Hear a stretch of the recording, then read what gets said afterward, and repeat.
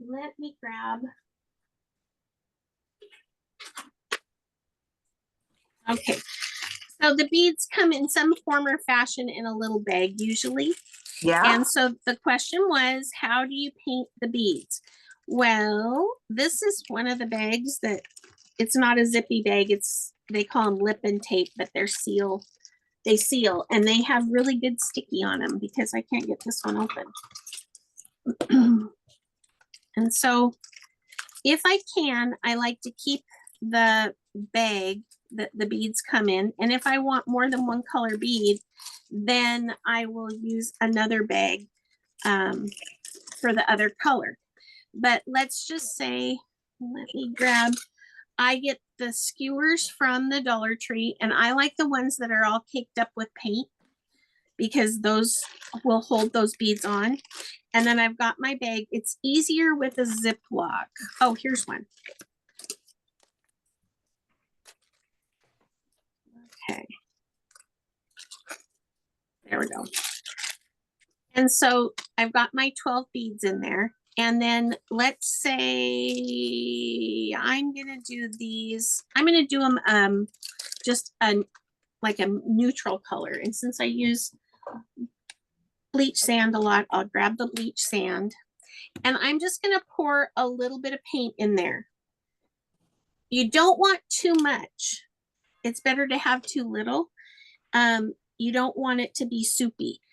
Okay. I might have gotten too much in there, but then you zip up the bag. And if sometimes they're really airtight, so I'll do a little snip at the top just to let that air out, but you don't want it to be a big cut.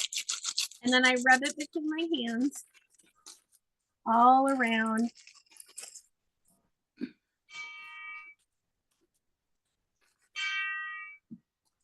me go down here. And so once they've rolled around in that bag, I'll open it up, grab my little skewer,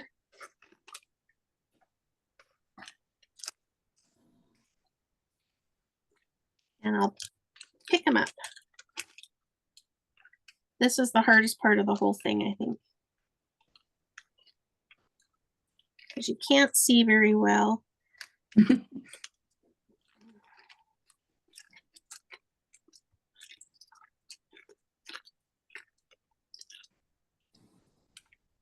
Come on, and then you lose one. This zippy doesn't have as big an opening, and so it's a little bit trickier, but you don't get your hands as yucky as if you try and then also, you know, if you just try and base coat these, they're rolling around all over on your table and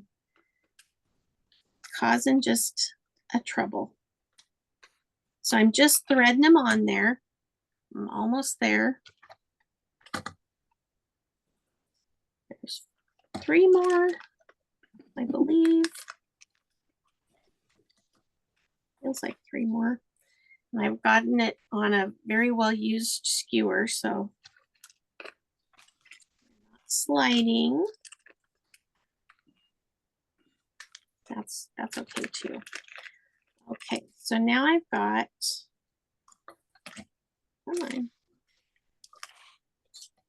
Now I've ran out of room.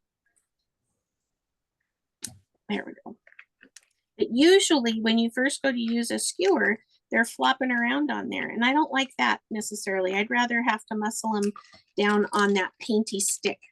So when you've gotten them out of the bag, you can see that they're not all together smooth.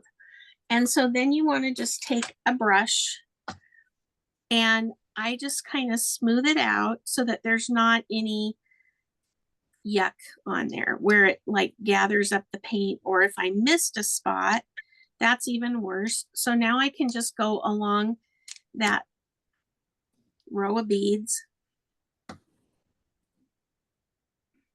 and then I'll just lay them. Usually it's across my water basin. I go in between the beads because sometimes the paint will kind of pool up in there, but this was about right. It's on the verge of being too much paint though, because if I put the right amount of paint in there, I don't have any of these goopy pieces or these, you know, areas that need fixing.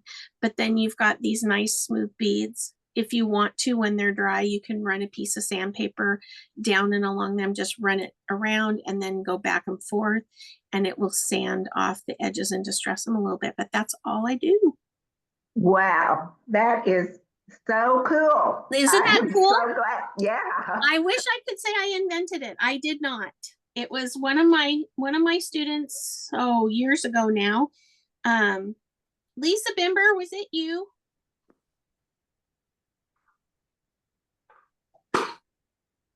It may have been Dave. I don't know. Oh, okay. Is he your bead painter? Between him and Jen, I don't base coat much anymore. Oh, isn't that nice? I want your world. It is. I want your world. Well, you can even see that this is that champagne gold, and that's one coat. It looks like it's spray painted. Wow. So it really does work pretty well. And let me grab these. The only trick is, there you go. I had 5 on here, but you can see that with the metallic even, you would think that they would not be very smooth, but they're real smooth. So I would highly recommend that. A lot of people do a lot of different things. Before I learned this way, I was putting them in a small, like Glad container that has the little blue top, and then I just shake them. Well, it was noisy, plus I'd have to wash the container. Now if I go, I just usually get a thing of Ziploc bags for my studio in here from Dollar Tree and have them handy, and that way I can use as many as I want. The last ones that I got were snack ones, but they're marked with the portions on them. So they say 1 cup, 3/4 cup, you know, and all that. I don't know that I trust that necessarily if I were measuring or making a cake, but but it works for this kind of thing. And some of the, once in a while, if I'm out of the bags that I get from other places, you know, the packing supply places, I'll swing by Dollar Tree. And so if you're ordering recently, you may get some of your parts and pieces for little cut things in one of these, because that is just what I grabbed. So I'm, you know, I want to spend money on the cute stuff and the fun stuff, not the stuff that is, you know, kind of a pain in the keister. Or the Thank you so much. Thank you. Oh, you bet. You bet. The way I see it, you know, it's bad enough that we have to buy, you know, like toothpaste and toilet paper and deodorant and all those things that are not very fun, you know. So I might as well get my Ziplocs if I have to at the Dollar Tree. I'm going to grab a 1/2 inch flat, and I'm going to start out with my my Snow White paint. And hopefully you've taken some time away from this guy, and it's you know, it just has a little bit more, oh, it's going to be okay about it. You know, it just feels a little bit more okay. But what I'd like for you to do is just have a real nice narrow float. And we're just going to go and put some good highlights on some of these areas if you don't already have them. But when I'm highlighting, like up here, this is going to have a roof line on it. And I just want the highlight mostly in this center section. So I'll start on the chisel, fan my brush out just a skosh. I don't want a big deep highlight. And I'm just going to run it down that edge and use that clean edge of my brush to kind of feather it out and soften it so it's just got a little bit right at the edge. And so I'm going to do both sides of the steeple. And it works the same whether you're coming from the bottom or from the top. And this is wood, and it's older wood, so you want it to have a little bit of a streaky effect. And if you've got that in your brush, you might as well streak through it with a little bit of that side load just to give it a little bit of character and texture.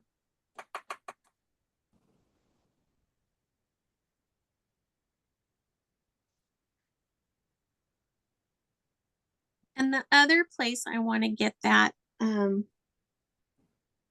nice and, strengthened is along these vertical lines on the front side of the house too.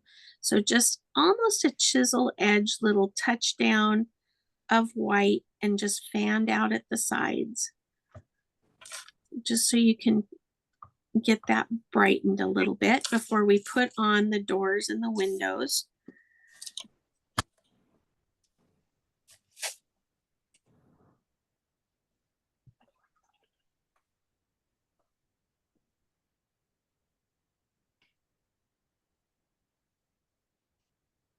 Just with my 1/2 inch flat.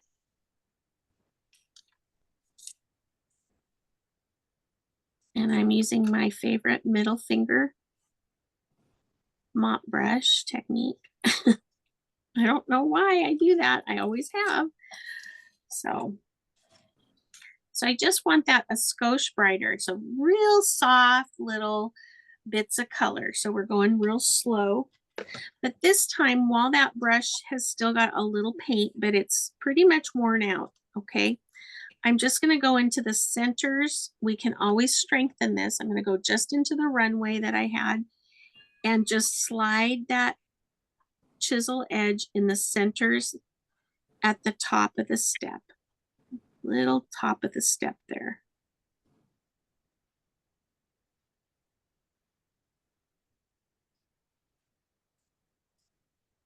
And we can, if you lose it, that top step like I did, we'll strengthen that again when we put the door on and so forth. But we want that to be nice and we just want all of our parts and pieces to be separated and stuff. Now we also want to have out a little bit of lamp black. Just a little wee bit. And we're going to need out some zinc, some slate gray, some sand gray. So we'll have black, white, zinc, sand gray. We're also going to have out some slate gray.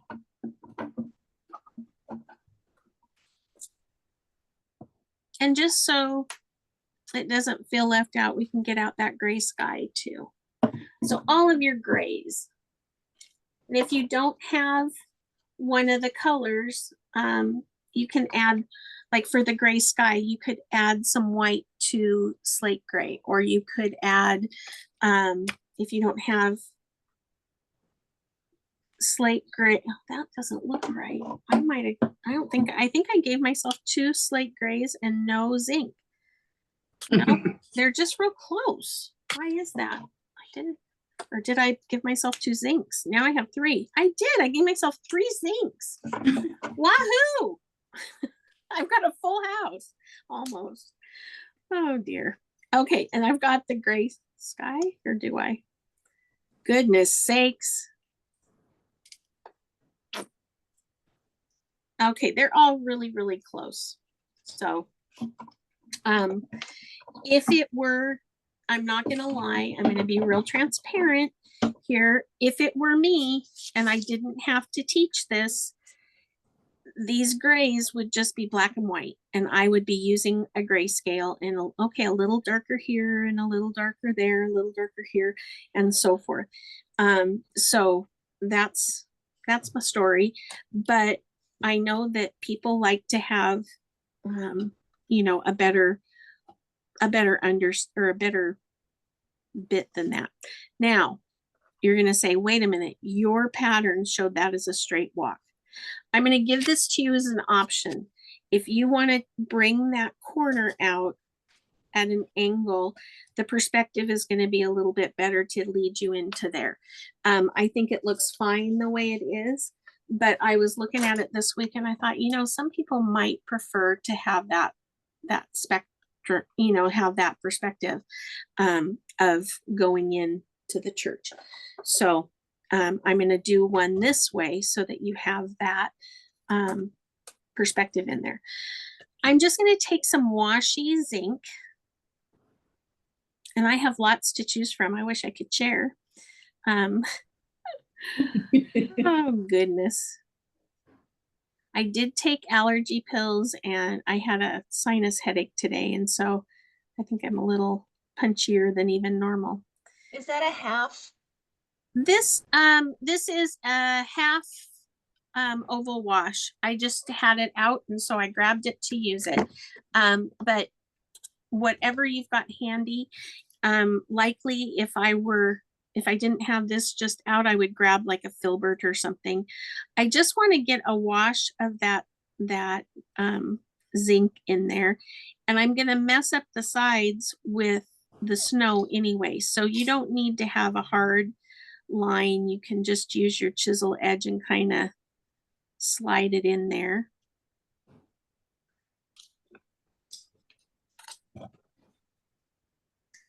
Because that snow will be there.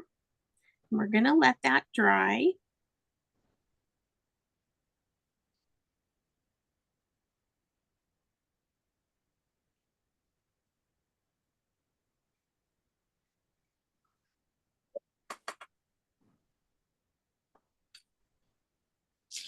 And while we've got that zinc out, let's get out a liner brush or a small flat, like a 2 flat, or a liner brush that's like a 0.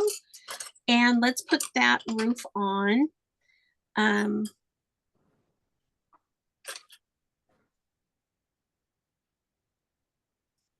once again, we had talked about it a little bit, I think, last time. But if I'm loading up my brush, that liner, and as I load it, I kind of wiggle it back and forth, it will stay in kind of a flattened shape so that I can just lay it down on that roof, commit it to the board, and use the width of that brush to pull that roof line down. And I'm going to do all of the ones on the right and then all of the ones on the left. It doesn't matter if you do the right and then the left, or the left and then the right, though. It's just do the same side before turning the piece so that you end up with a little bit more likelihood that they're going to be at a similar angle and they're going to look about similar. Because if you take more time to kind of adjust and stuff, chances are they might not be as even in terms of the width and stuff. So that's why I do that. And you can always come back and straighten them up. We've got some, highlighting to do on there, but I do want to make sure that you give that brush some pressure to pull it down that roof line.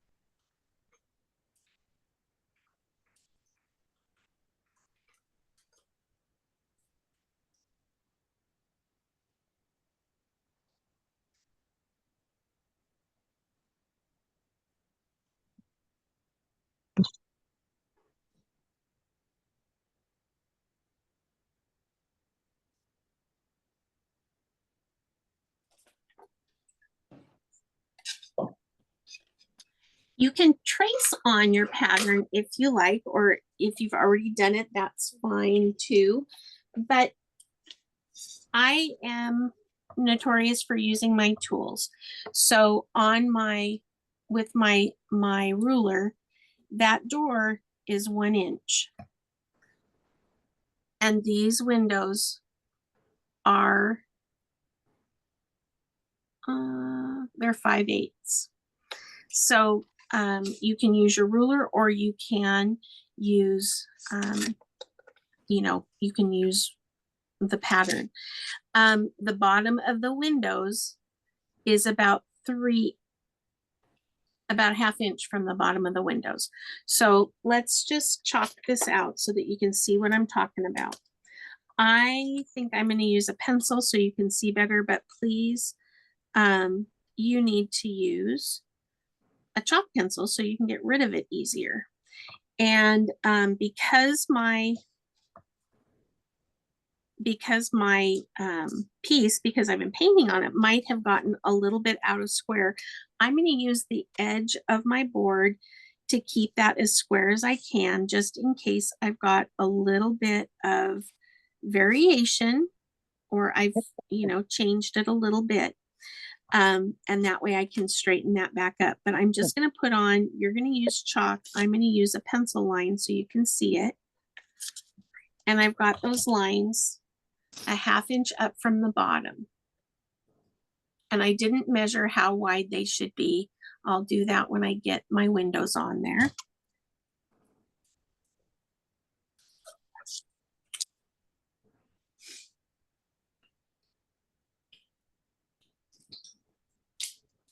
And that door, I'm going to do the very same way. That door is 2 inches tall. So I'm going to line it up on the edge of my board with this see-through ruler. I'm going to eyeball to make sure that it's in the center of that church. But really, when I'm eyeballing, that half inch mark on my ruler is going to go through the steeple and the roof lines of the chapel and the vestibule there. And so I'm going to have that 2 inch line on that top step. And well, it just has to be a line so that you can measure 2 inches. But I've got that all nice and centered so that I've got my doors, and I'm using that edge to make sure that's square.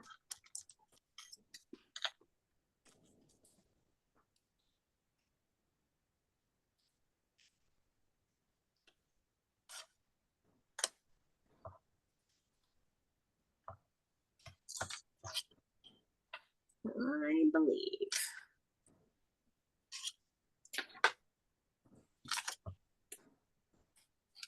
I'm going to next put, and if you already have yours on, please don't worry, however you've got it on there. And if it looks straight, don't fret it, don't erase it, do what you need to do. I'm going to put a couple of lines. I know that this goes slightly above my door jamb, and I can erase. So I'm just going to go 1/4 inch from, that doesn't look right. I went too far in.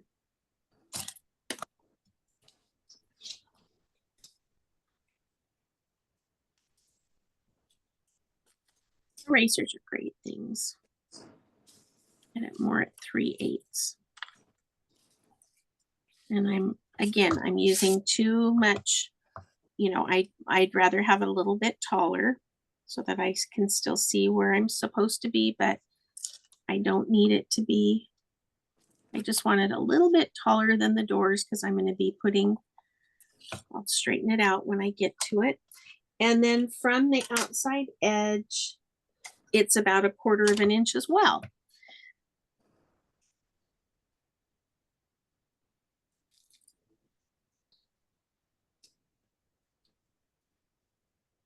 Now, these windows might be, because you're measuring from the outside edges, they might be a little bit different from each other because we're painting. This is a, we're doing artwork. It might be a little bit different. And that's okay because that's the way things go. However, once you get it on here, if you look at mine, I've got one that's real narrow and one that's a little bit wider. So what I'll do is I can see that this one looks to be a little too, like there's room for it to be able to to come out a little bit further. So I'm gonna just sneak that out a little bit. And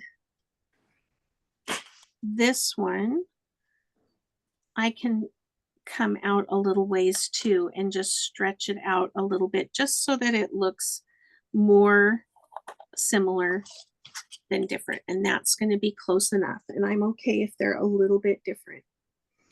Now this center portion of that little gabled, I guess it's a gable, this is 1 3/4 to the top.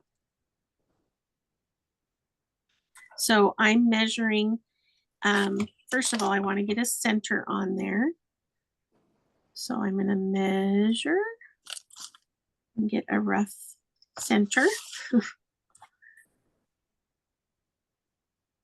And then about 1 3/4 from the sill.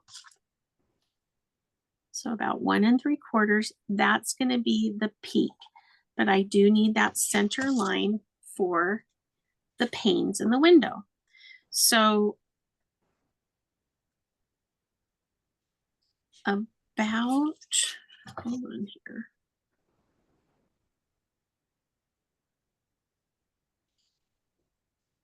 So I need about 2.5.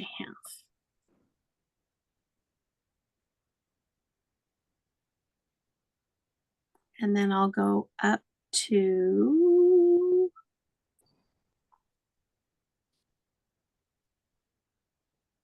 I can't see my lines through my ruler.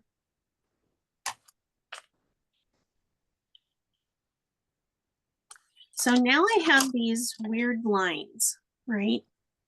But I know that that center one is what I really, really want to use in terms of measuring down everything. And so where that starts to curve. Excuse me, Elizabeth. Yeah, I'm yeah. confused. How Okay. high up is that center line supposed to be? It is 1 3/4. Okay, thank you. Yeah, let me draw it on a piece of paper so that you can see a little bit easier too. So if you've got that sill on there, you're gonna go up. I'm making it bigger so that you can see, so it's gonna look funny. But you're gonna be 1 3/4 from the sill to the top portion of that window, and you've got your outside lines at some height, okay? Because really, remember, all we're worried about, of course, mine on my piece is going to be more even, but this is just to kind of show you what I'm talking about. You're going to measure down from the top of the center one about 1/4 of an inch. Now mine is different because it's bigger, but about 1/4 of an inch, you're going to put a line on each side. So the tip of my center line is going to be about 1/4 of an inch. And then I'm going to take and put a little line on each side so that what I can do is erase the extra line. Okay, just like so.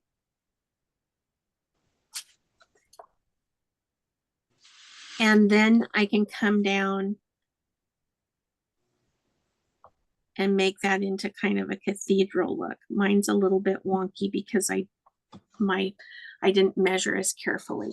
So when I'm on this one, I'm going to come down 1/4 of an inch from where that high point is on that center line, and I want to line it up on my edge so that I know it's square. Let me go over here. Maybe I won't.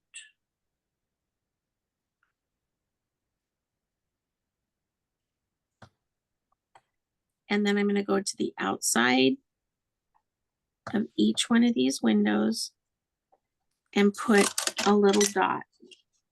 So I've got my little dots right there and right there, right there and right there. And then I'm just going to take my pencil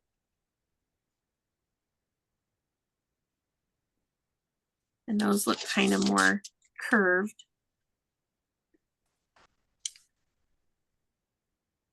I want them more arrow. So I'll fix this up.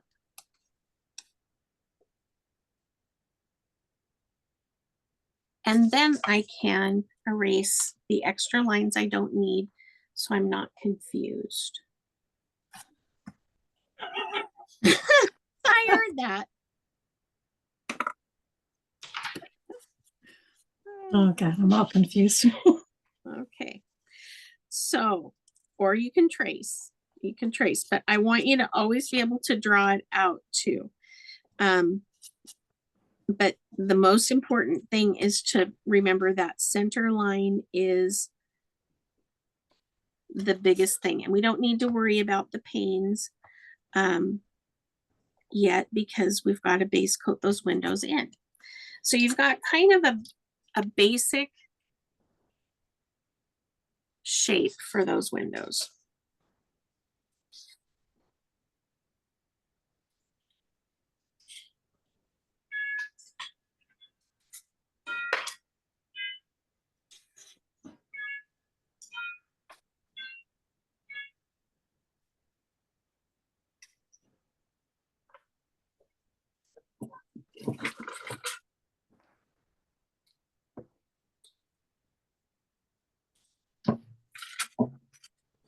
Over that again, just in case you need it, okay? So we are a 1/2 inch up from that foundation and we put the sills on the windows. We came in about 1/4 inch from the outside edges on both sides and about 1/4 inch from the vestibule wall on each side.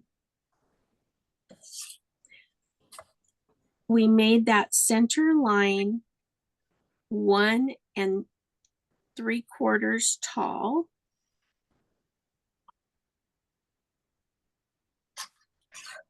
Measured down 1/4 inch so that we were doing this both sides at the same time and put little marks on those outside lines of those window frames. So now we can have a very similar looking set of windows. So I'm going to take, I need to have out some deep burgundy and I also need to have out some golden straw.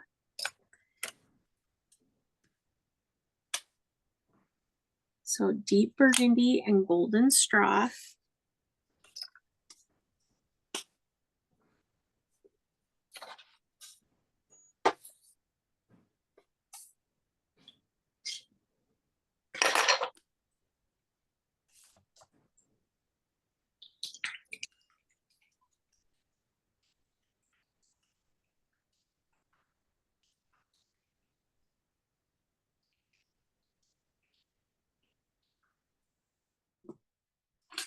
And I'm going to use my 1/2 inch, maybe not.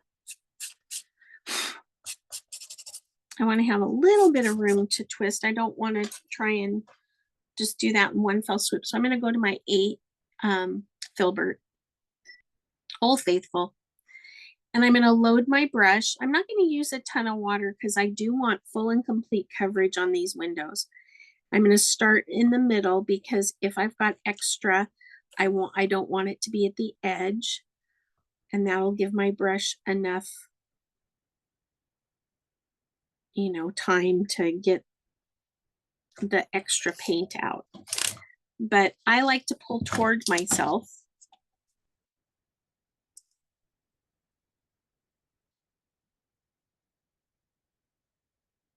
And then when you see those dots, you curve toward that center line.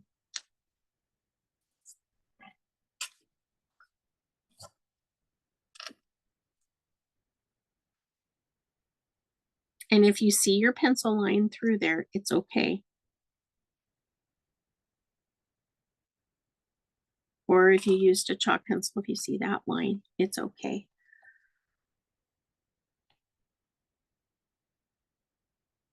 And then you're going to do the other window.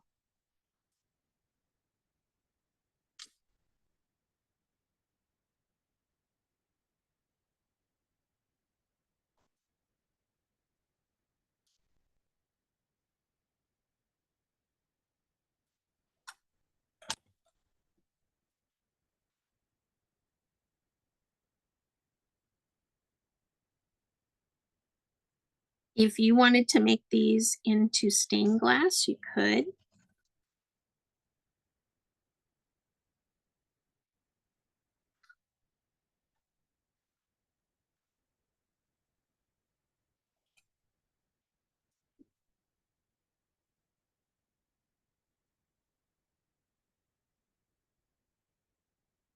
And if you do the stained glass, I expect to see the Last Supper on one of them and the full Nativity, including the wise men, on the other.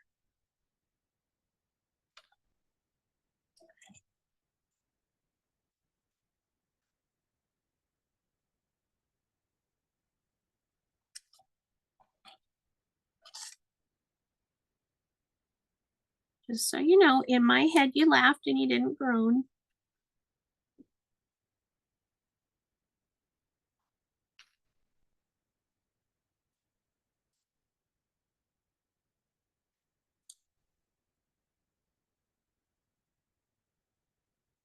And once you've got a good base coat on there, then rinse out your brush and you can put that deep burgundy on your doors. You could also use a color of your choice. If there's another color that you like, or if, you know, maybe this reminds you of your church or you want it to resemble your church, then, you know, you can personalize this however in the world you want to.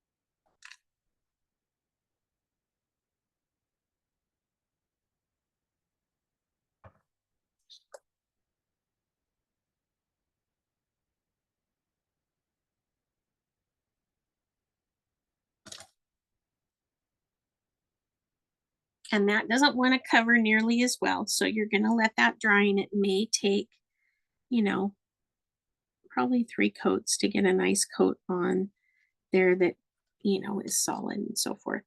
Or if it doesn't bother you, you can quit whenever you want.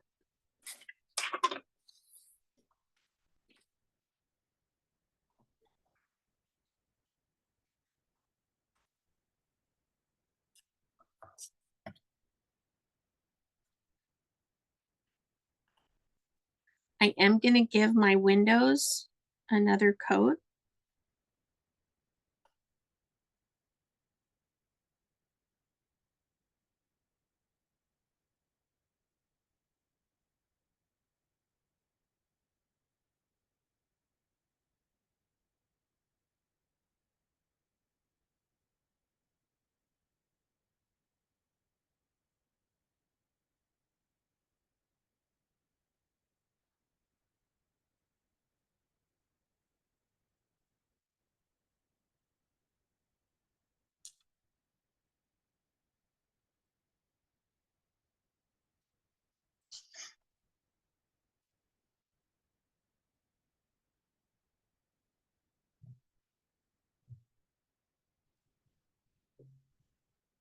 And that should be plenty for my, but I might have to give those golden straw ones another coat, but I do not.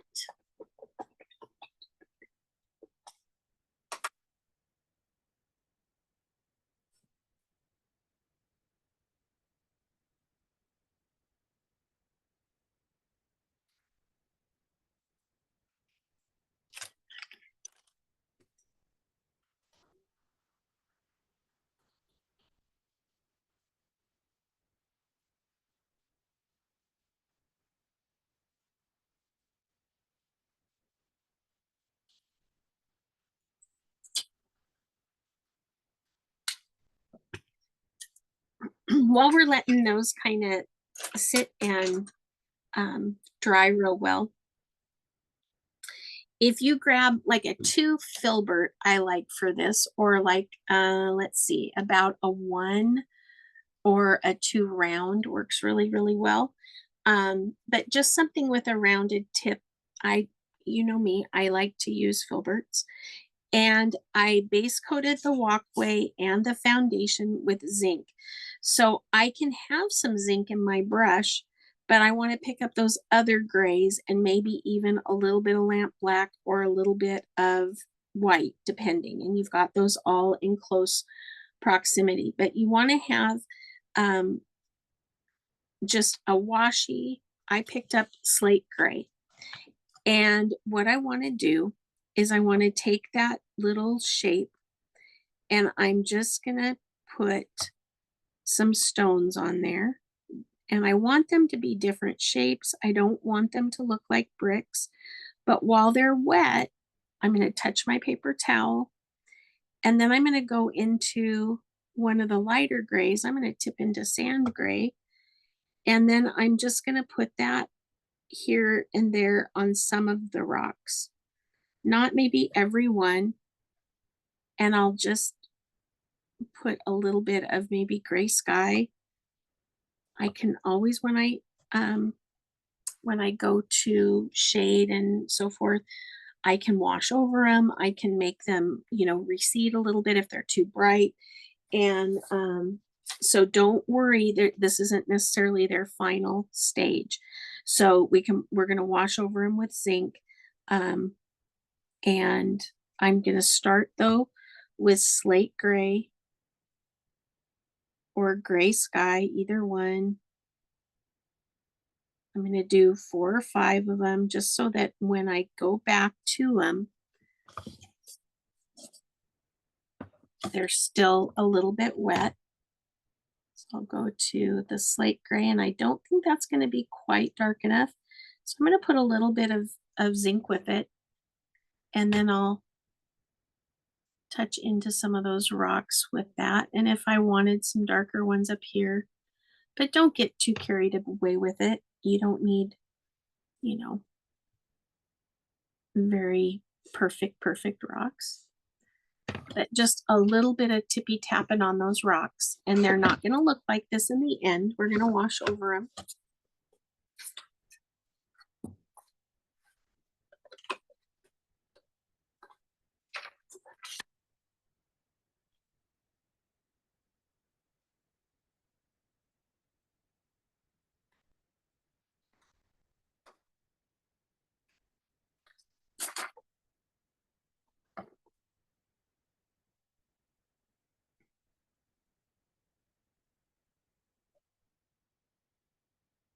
And I do not wash out my brush. I just add a few more little wet areas in there. You can even touch into the lamp black if you need a little bit of a darker tone. Just make sure you've got plenty of water. And again, you can touch into some of those other stones if you need to.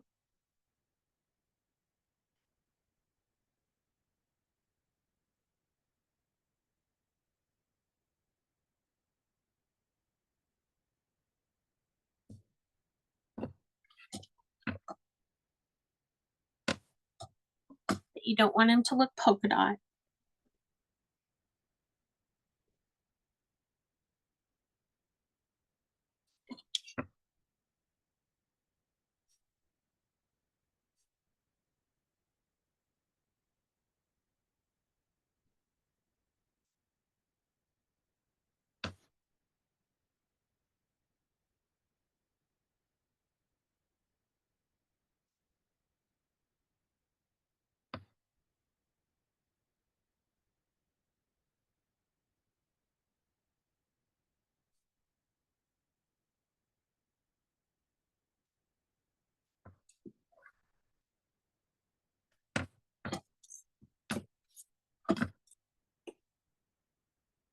Let some of that darker color start with just, you know, make sure that they're not all exactly perfect. And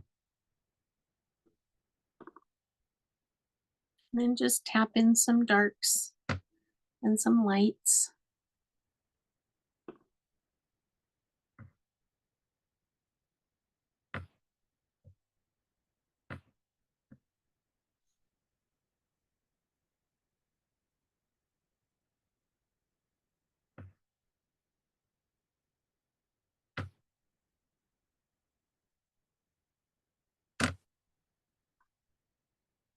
But as long as they have some different colors in there, it will work out real well.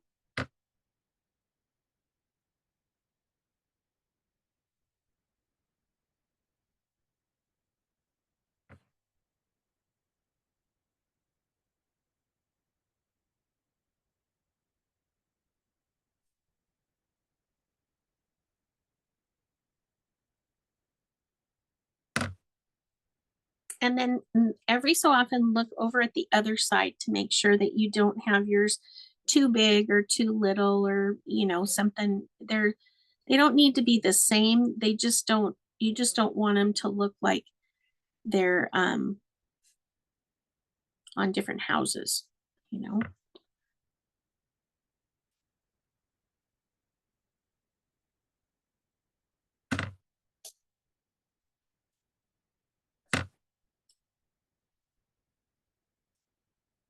Or churches, or not really a chapel, or it wouldn't be a house. I'm going to go over my doors again while those are drying.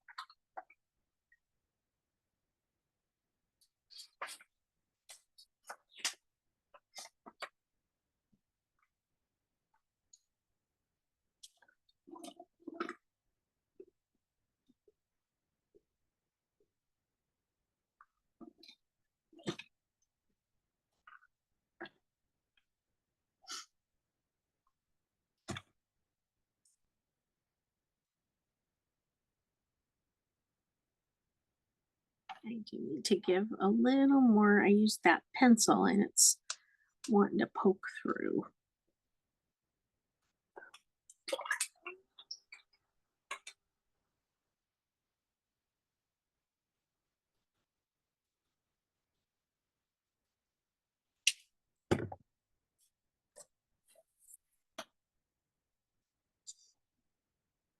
So there's the original. That put some personal on those stones. They're not super, super detailed. They don't look like, you know, exactly the way a rock would look or stone would look.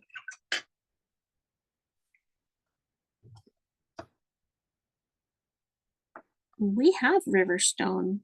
Our fireplace, and we have a craftsman style house, and it's the footings are all river stone, and both chimneys, the one on the front and on the back of the house, are both river stone and original to the house. So 1917 it was built. Okay, so you're going to go back to using that filbert, that small filbert. I had my big filbert. That's not what I wanted.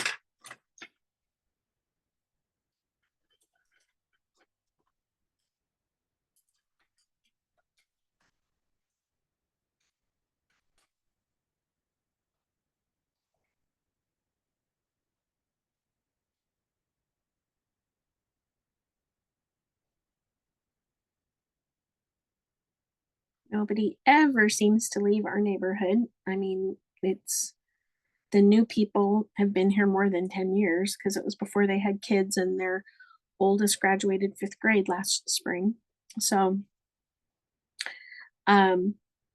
it's, just a pretty stable place, and found out that the neighbors across the street are they're going to be moving. He is, I don't know how exactly old he is, but he's got congestive heart failure, and just has been really, really sick. And so, and it's good. They're moving to a local kind of more rural area, and found a house that has a house for he and his wife, and as well as their kids. But he's in his 50s, so he's definitely not old enough to have those concerns, in my opinion. But I guess you don't get a say in it, though, do you? Yeah, it's very young, very Yeah. young. Yeah. So But it happened. I mean, yeah. yeah. I was only 48, Mm. 49 when I Mm. had my quadruple bypass. Isn't that something? That's Shane's boss. His boss was in his 40s and now has prostate cancer. Ugh. And he's still not 50. So poor guy. Yeah. I just, but anyway, I wish the best for him, but golly, they've been there. Well, their son was not in elementary school yet. He started the fall that they moved in. And now Kevin has been a Marine, and he's got children of his own, and la da da da da. So that kid, though, oh my stars, we used to be working in the yard or something, and we'd hear Kevin. It was like a movie. And Kevin had done something, who knows, and this one particular night, now their front window, we're on a corner and they're on the opposite corner, and all of us that are on the corner here, we have the only non-gray house. And since we moved in, we've had the only non-gray house, and since we moved in, everybody else's houses have been gray. And so that has nothing to do with it, but they have a front porch that goes all the way across the front of the house. And so, but it faces ours. And this one night, all of a sudden, we've got this bright light in our living room. And Kevin's bedroom was right across the street and up on the second story. And he got a light. His dad works construction, so I don't know if it was Greg's or whose it was, but he thought he was pretty funny because he's shining that light in our front window. And then Shane would get up and look, and I'm sure Kevin was looking out the window and laughing, And so a few nights later, we were playing with the cat with a laser pointer. And so Shane goes, "Give me that thing." So he goes over and he looks in their living room window, and sure enough, Kevin's on the couch straight across the window. And he, you have to know that we were friends with them, and because this sounds really horrible. And so Shane took that laser pointer, and it has a red light on it, and he gets real still, and he takes it through the blinds and gets it so that red light is right square smack dab center on Kevin's forehead. And out on the porch comes his dad, and he's got his hands on his hips and his, of course, Shane goes out and he's laughing. He goes, "Oh, you scared me. Because if anybody's killing that kid, it's going to be me." So, oh, but he's a good kid. He's the kid across the street, kitty corner from us, Jake. one time we had a rollover accident in the intersection outside of our house, and there's Kevin and Jake sitting on the corner, kitty corner from us, and they're reading. Well, they both were really, really good students, but when action's going on, those boys were not about to be reading, you know. And Shane goes, "What are you guys reading?" And it was a library book, and it was called Backyard Ballistics. Yeah, the cops were on the way. Get that put away. Oh, they were crazy, crazy, crazy. So you just kind of tippy tap, and I just made a mess is what I did. But I want all of those colors to show. I don't want them to be all, you know, single little round orbs. I want them to be kind of mushed together.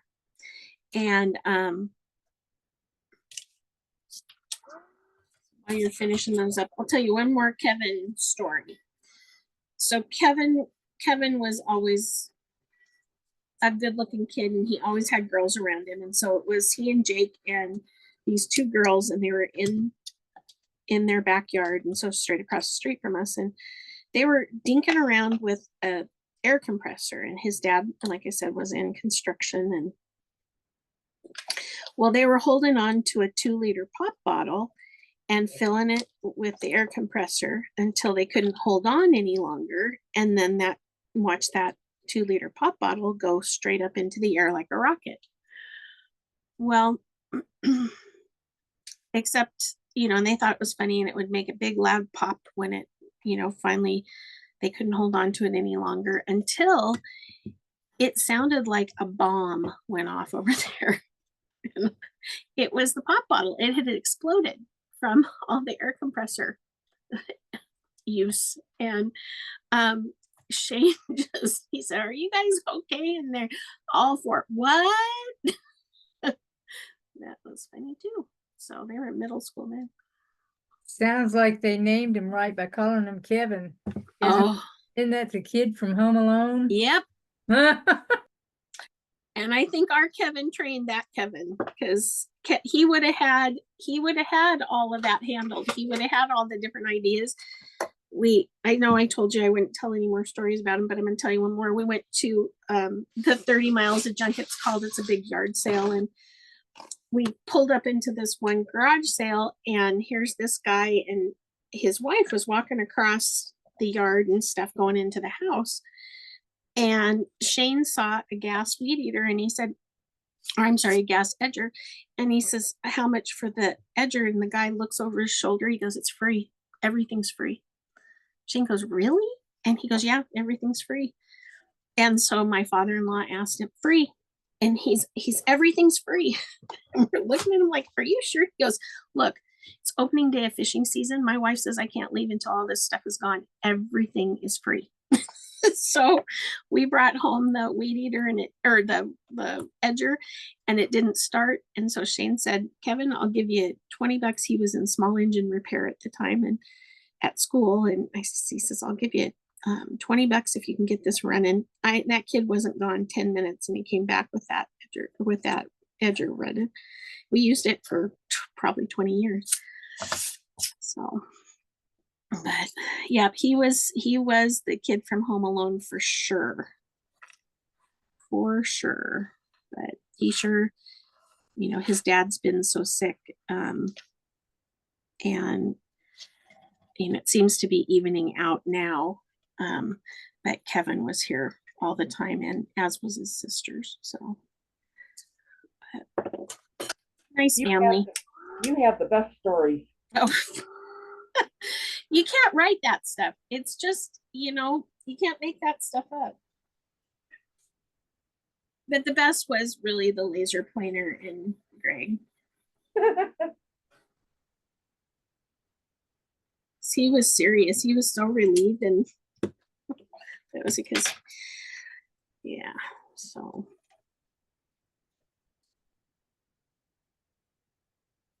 So once you've got those little stones on there, this is the part where they kind of come to life. Now, if you think that yours are too bright, because you don't have to do this exactly this way, so bear with me here.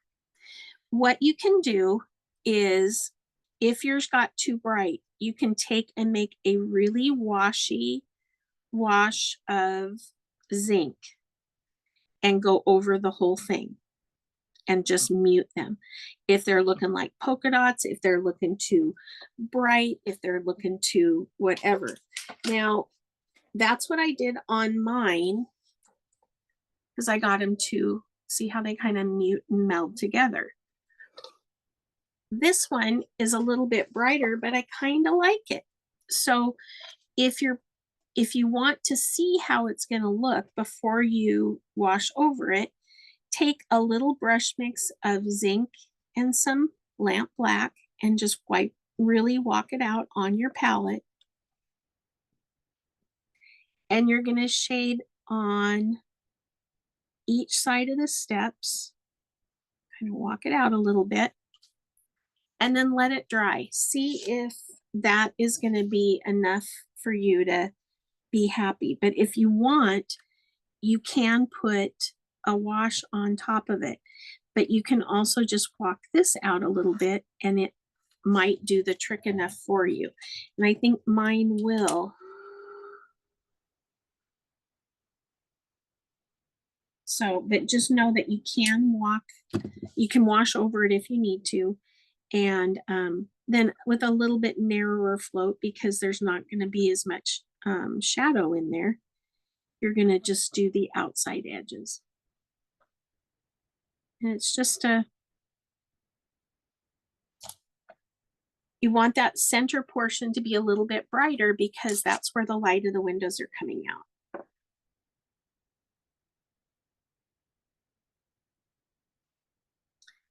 And then the walk, just make sure that the walk has a little bit of a jaggedy edge, because we're going to put snow around that, but you still want it to have that shadow on there.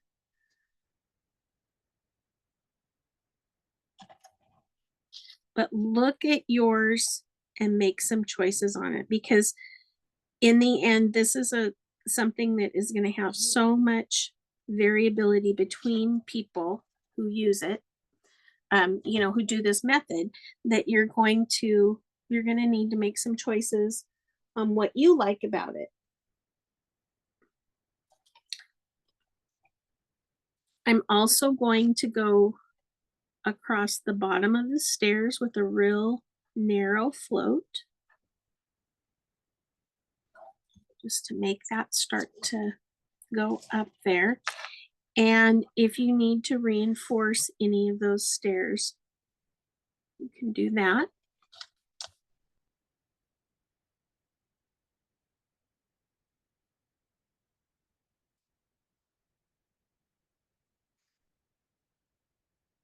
You can use that same dirty brush with a little more water, a little touch of lamp black, and some of that deep burgundy. And you're just going to make almost like a black plum color, but with that deep burgundy. Now in the camera, that looks a lot more black than burgundy, but mine is very burgundy. It's not dark and black. And I'm going to shade over the bottom section of the doors. And at the top.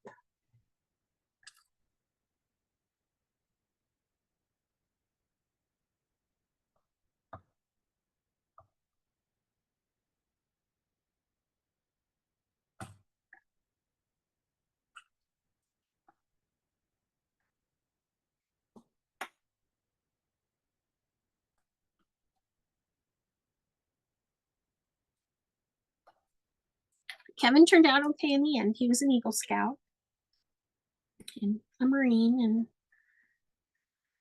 oh dear.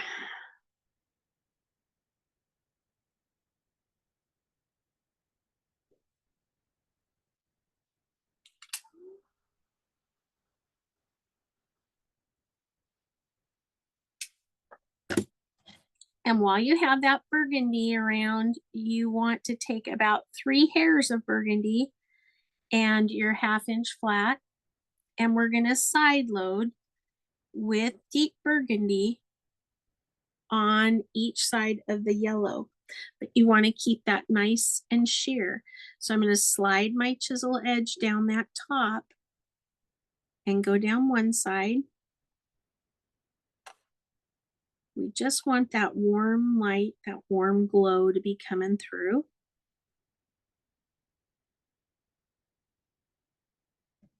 Now, if you ever wanted to do this again, you're probably saying, heck no, I'm done with this measured stuff. But it would be pretty to do this on like a hymnal page or something, or a sheet music for Christmas music, or your favorite hymn, or somebody, if you're going to paint it for them, their favorite.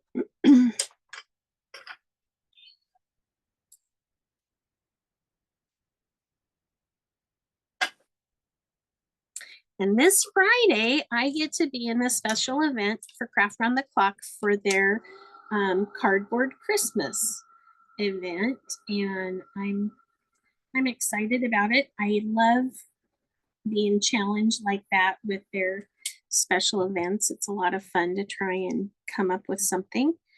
And my favorite though was when it was the mystery box. And if you didn't see that, we had partners, and mine was the gal who has the Dashing Willow by Christy. And she sent me stuff and I sent her stuff, and we couldn't open until we were on camera. And then you create something in 45 minutes with the stuff that they sent you.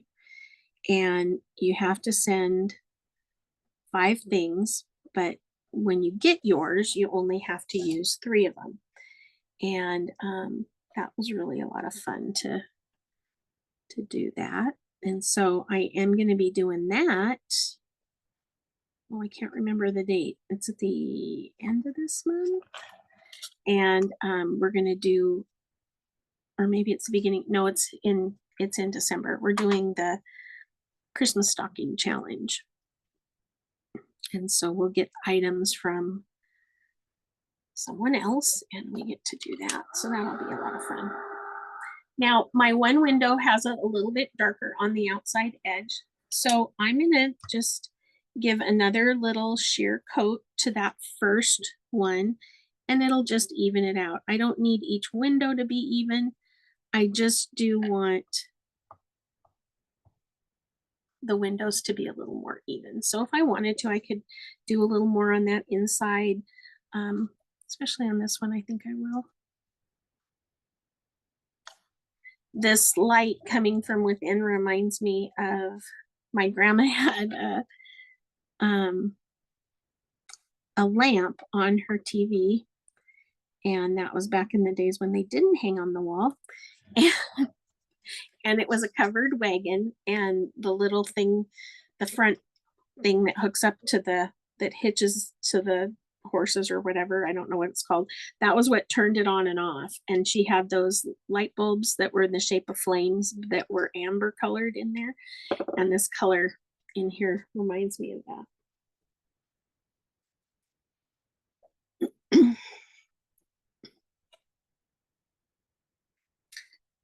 Now, you wouldn't have to do this, but I am going to do it because I feel like mine got a little bit deep. But if yours are fine, don't do it. I'm going to grab my lunar dry brush, a little bit of golden straw, and just a touch of Snow White, and then dry it off and get most of that paint off on my paper towel. And just in the very centers of these windows, I want them to look like there's light coming from within, and not that everybody went to bed or something. You can also take this color when the snow is down, and if you want some reflective light out on, the snow, it would look pretty too. What color was that?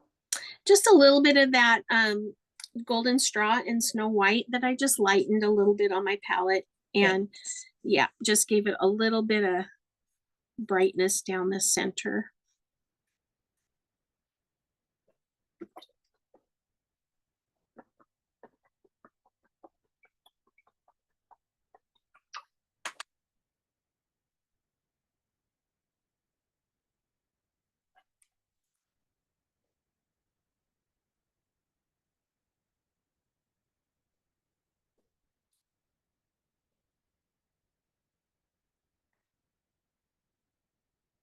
And after you've done your, shading on your little stones and stuff, if you feel like they need a little bit of perking up, just here and there, you can take some wash and just hit on a couple of them, just little tiny bits so that they aren't too much in the shadows.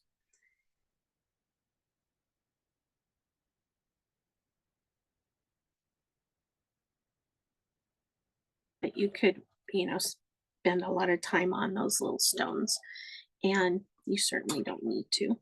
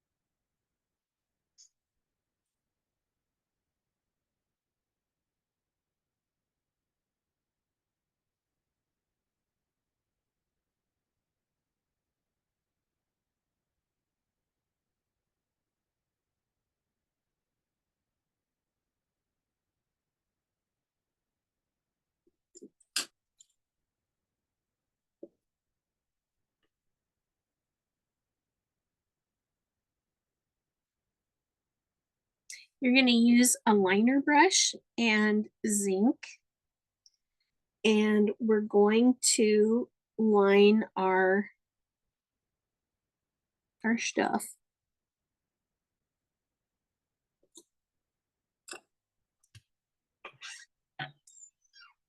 So just like we've been doing, where we kind of keep those, like when we came down and did the roof line and we kept it all at the same kind of an angle, we're going to do that with the lines on the front of the little chapel too.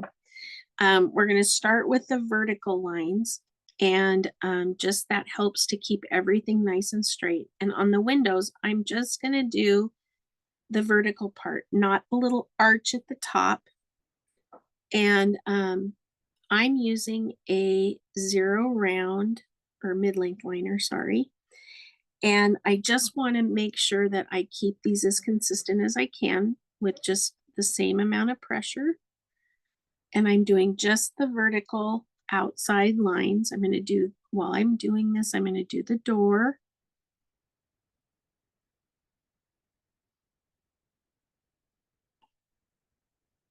Vertical outside lines. Remember, committing that brush to the surface, putting some pressure on it is what's going to keep everything nice and even and straight.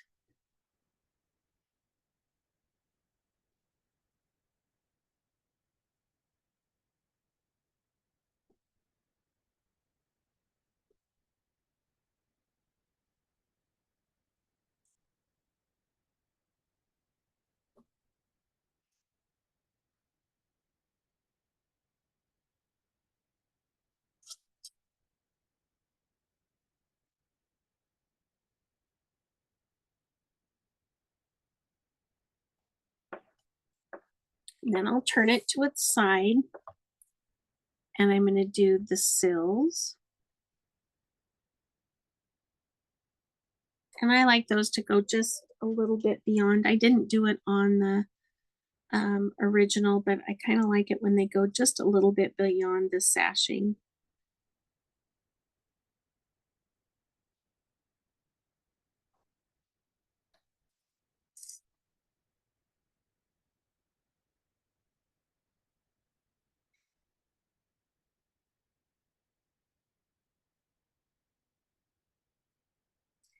And I'm even going to do those curves on those windows one side at a time. So I pulled one side, I'm going to switch it to the other side and then pull those other ones. That way I'm concentrating on the lines and not matching one to the other. And it seems to work better for me to get them nice and straight. They're still not exactly perfect to one another, but they're, you know, at least I can live with it. I can live with that.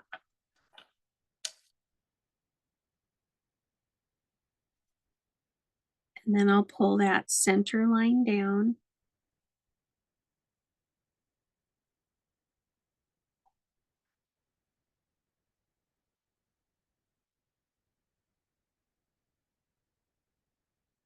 Now, if you're doing the stained glass option with the Last Supper on one and the Nativity on the other, then you don't need to do this part yet. You can put in your pretties. You honestly imagine. It's even too much for me.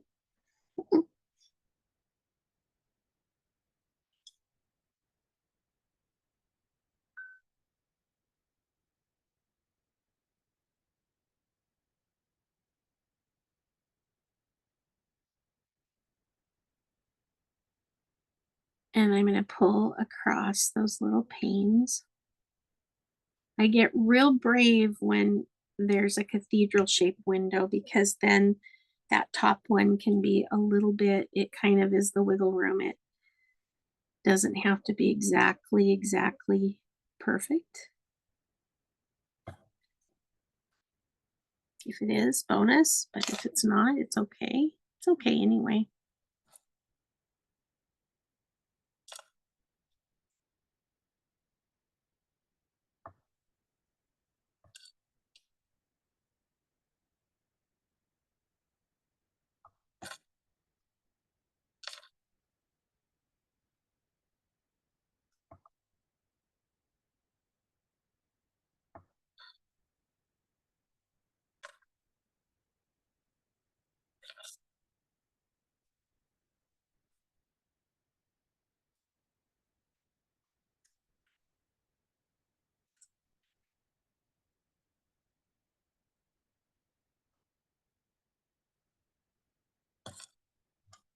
Okay, you guys. Don't count my window panes. Don't you do it.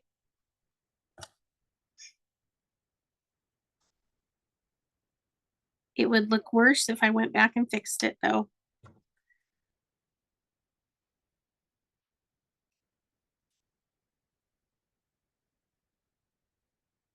One's a 12 pane and one's a 14 pane.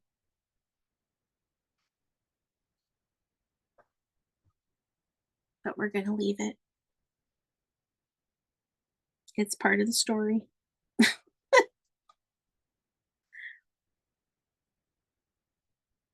And with that dirty brush, I'm going to tip into the next lightest color, which is slate. And I'm going to go in towards the central portion of all of these trim pieces. I'm not going all the way to the edges because this is really what's going to give us our, the edges like all the way down to the sashing. I don't want to do that. I'll do a little on the sill.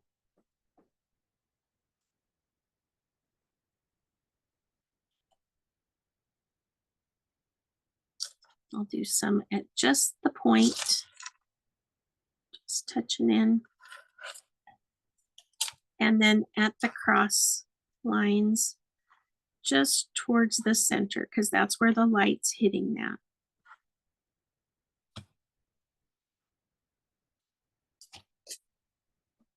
So there it is.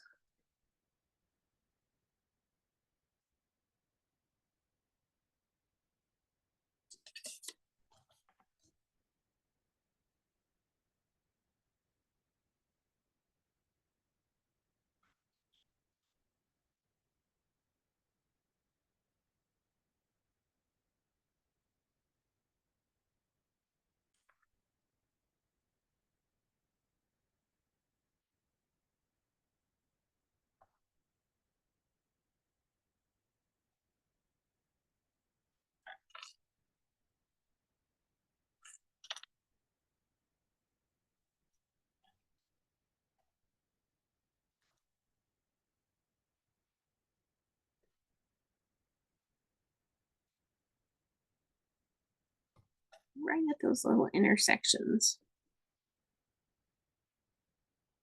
That same slate gray, we're gonna do the sashing around the door, so not all the way to the corner. It's kind of the mid runs on that gray, that zinc that we put down. Oh, and I didn't put the zinc across the top of the door. So I rinsed out my brush and got some zinc.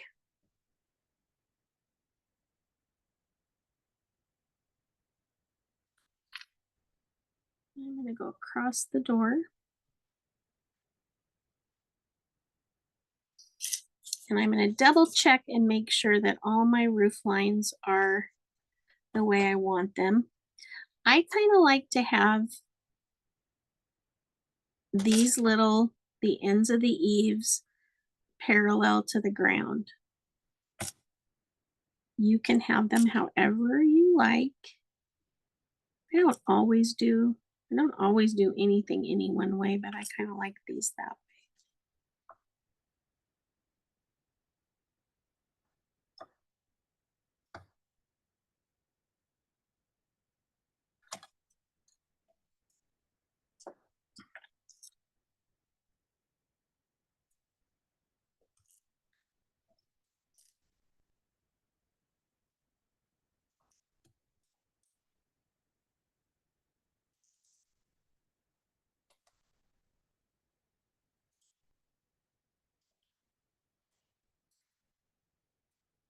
And then you'll go into the slate gray with those places too. So across where I had to quick put my trim on there. And then I'm also going to, I really want to accentuate almost like arrows, those peaks of these roof lines because I want them to be pointing up to the steeple. So I'm just going to go on all three of those little roof lines.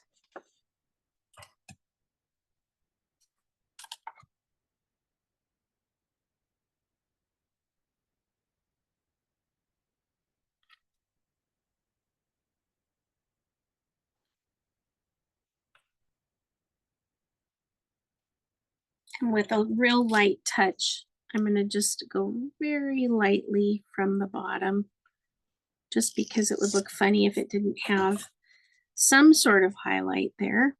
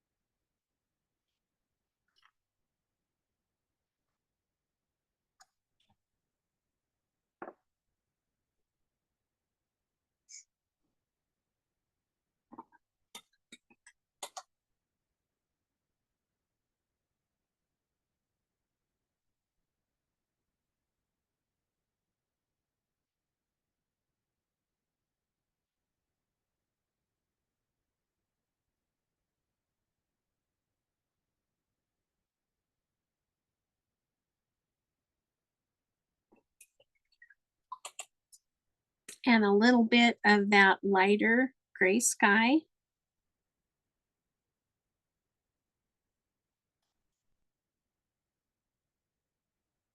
You can highlight smaller areas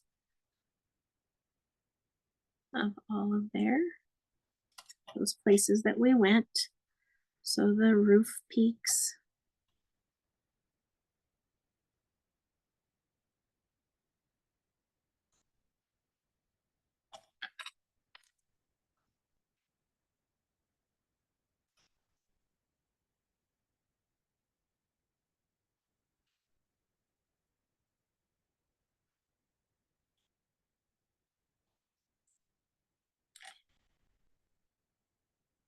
And today,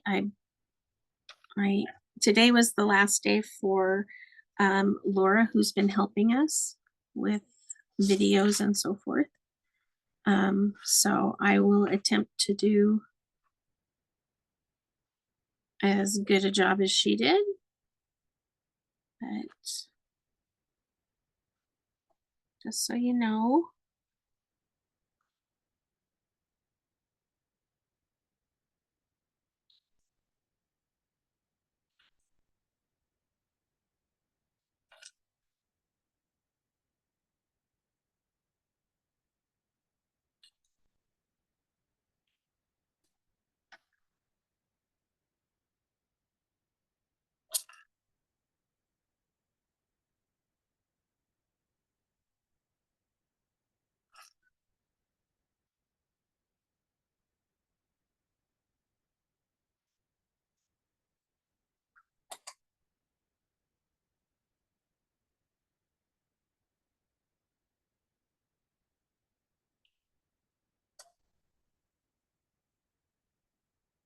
and if you feel like you want to, you can go to the sand gray, but I'm just going to go to snow white because I feel like it's light enough. And I want that frosty look, kind of, I want that bright white. And so I'm going to put just a little bit of that bright white on here.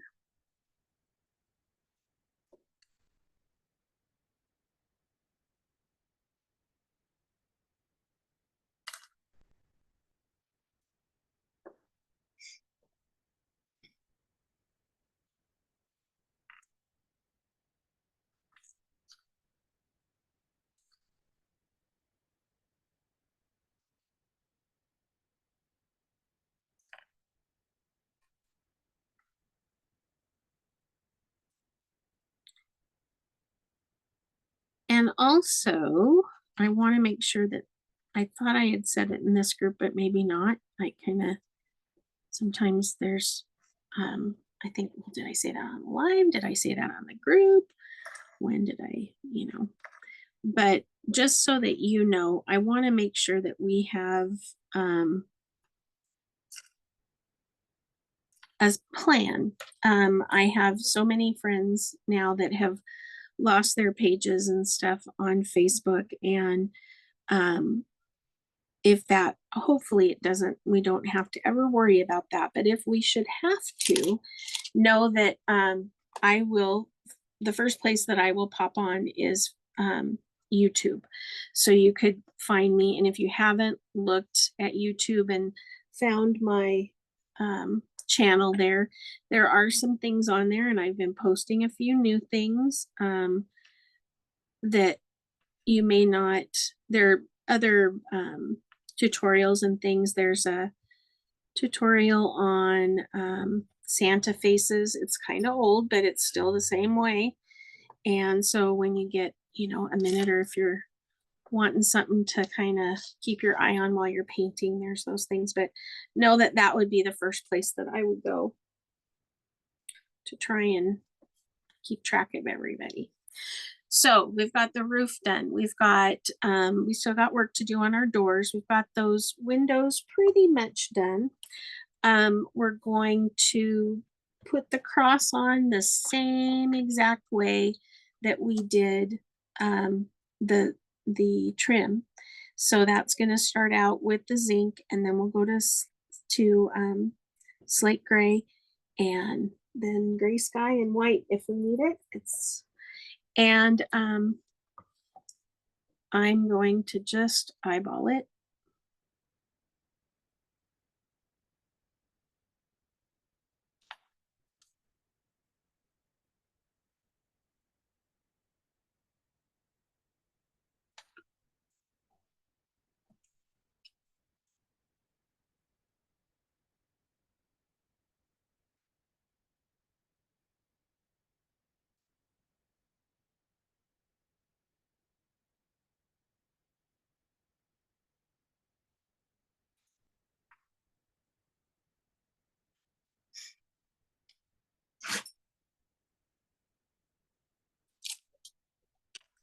And then I'll do the little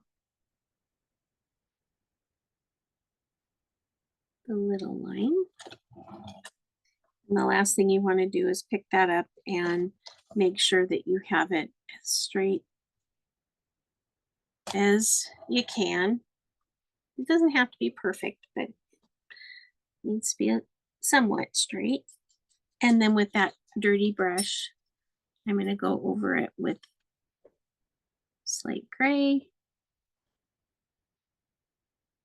And I'm going to have to dry in between.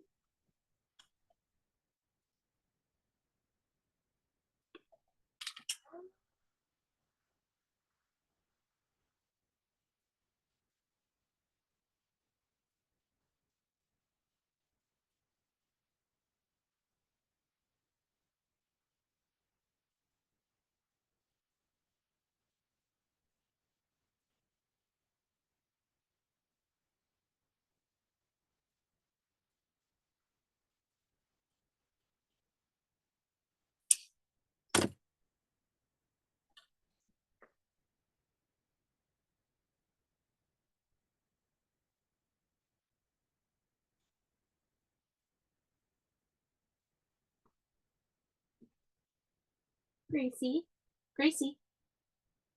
is your papa trying to starve you? Oh, she's not. She's trying to get a second one. I'm going to go over that area with gray sky.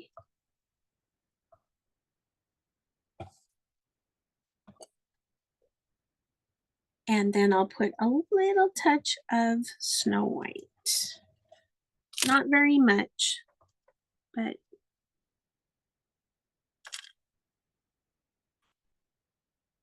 it's got to have a little bit. It's kind of the star of the show.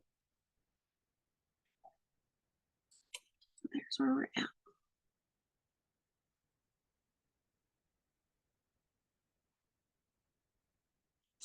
Now, I didn't put in the instructions how I did the streaking on the doors because honestly, I don't like it, but it was done. And I'll tell you how to do it when we get to the wreath and stuff. So if you want to do it, you can. But I don't think it added anything except a little bit of weathered look to it, and that's fine. But if you like that, I will put it, I will show you how to do it. It's not my favorite part of it. So, but what I want to do before we get to that is I do want to get on the center line of the doors as well as the handles. And the handles, honestly, not married to those handles. Those handles are okay. They would open that door, but if there's something that you like better, then by all means, change it up some. And I'm just giving myself a little bit of a marking at the 1/2 inch line, just with my paint so that I can put that center line with zinc down the center of the door. And when I'm pulling a line, whether it's with a pencil or a paintbrush, I'm looking ahead at where my paintbrush or my pencil is going, not at the bristles and where they hit the spot. I'm looking at that whole little thing. Now, you can skip through a little bit of lamp black. I just hesitate to start it all with lamp black because that's a commitment. If you don't like it, it's much easier to get, you know, the zinc covered and stuff. So with a little zinc, you can put on the door handles, and I'm just going to put 2 little, almost like parentheses. And on those handles, I'm just going to put a little bit of slate gray.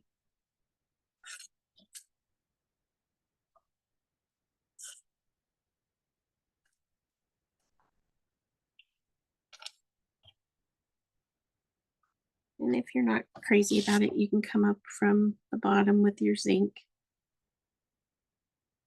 I'm gonna make those have a little bit of a shadow. That's better.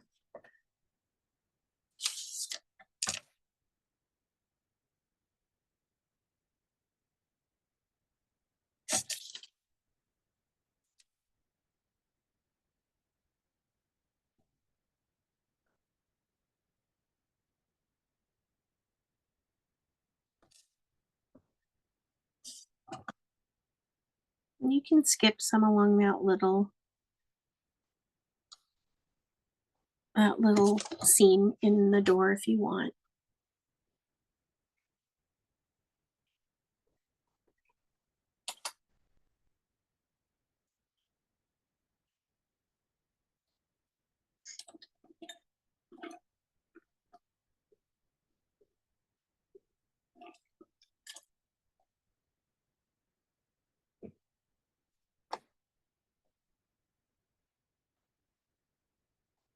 And I'm not going to rush you along on this. We have plenty to do for next time too. So I'm not going to like hit light speed and go, woof, we're done. We still have, I'd like to take, you know, time to make sure that we've got the shading done that we want to do. We definitely have some highlighting, and then we've got our snow and our trees. And it seems like all too often we don't take the time that maybe we could with the snow. So that seems to work in perfect for this, that we'll take some time with the snow, just so that you don't feel like you're getting pushed through all of that, and that's no fun. So I'm going to take, you can use an oval dry brush, or you could use a lunar blender, whatever makes sense to you for this whole part of things. But what I want to do is I'm going to use a lunar blender. But like I said, it really, really wouldn't matter which one you use. But I do want to use straight Snow White. And I want to make sure that I've got a nice dry spot. But what I want to do is in the center parts of these little slats, unless you've already done this, and you could have, that one's going to be the hardest. I want to just kind of sweep over those central parts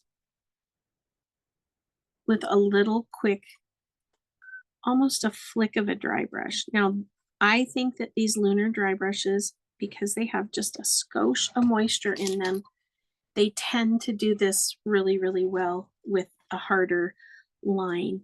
But just that little mid section, and if it's, you know, if it's not showing much, you don't need that shadow to be really, really broad. So, you know, whatever makes you happy here.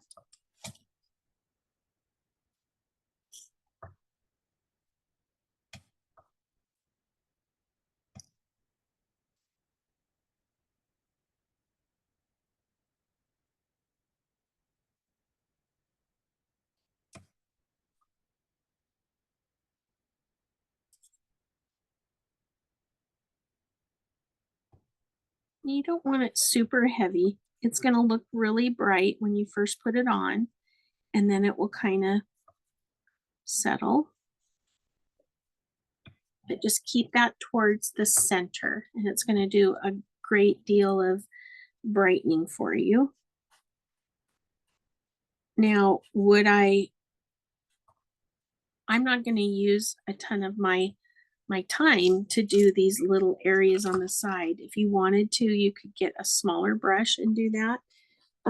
These in the shadow, I don't need to necessarily worry about, but I do want to make sure that where that little wreath is going to go, that there's kind of a brightened spot for it.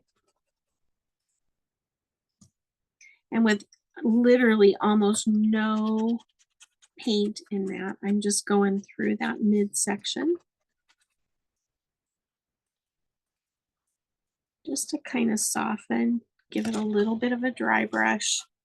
And it's surprising just how much that will all make it come together.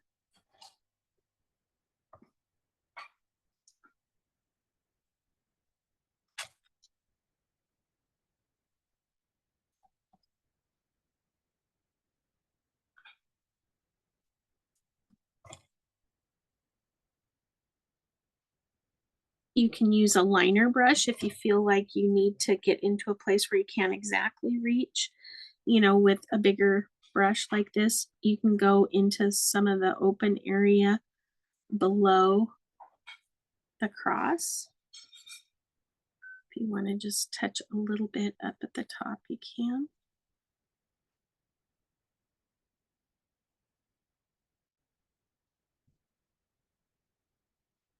I think that might be my favorite part of what the lunar blenders do, is give that little bit of a streakiness so well. They just do such a pretty job of that.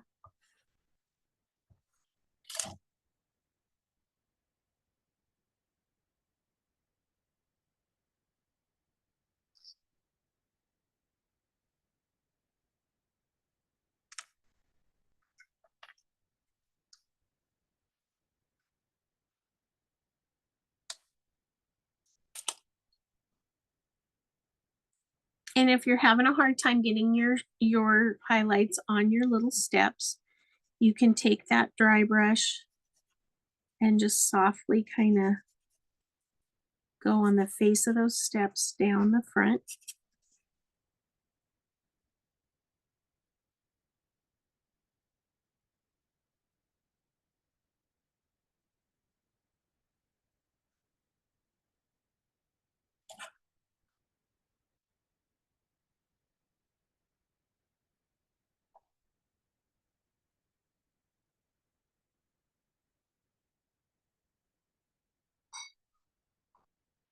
I'm going to try something I didn't try before.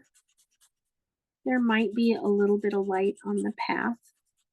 You don't have to do this, but you could put a little tiny bit of dry brushing down that path if you want. You could also do it at the top, kind of center, like there's a little bit of light coming from that window. Only if you want.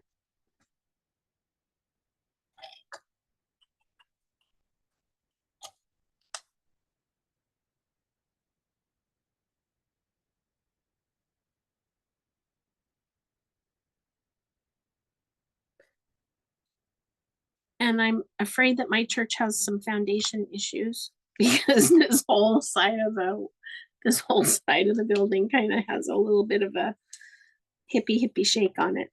But let me show you a way that you can fix that, or at least make it not quite so noticeable.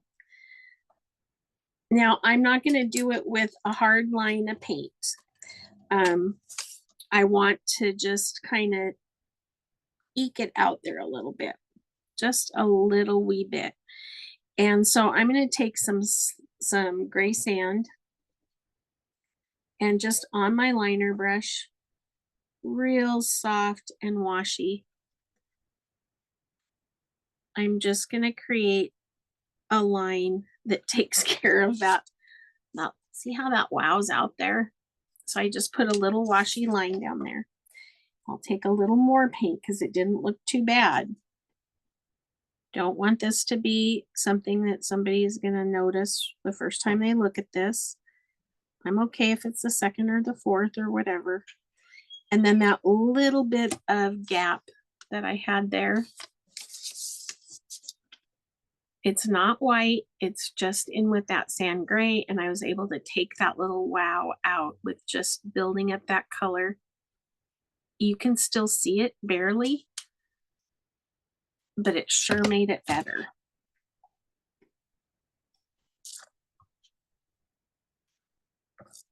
I don't need things to be perfect. I don't.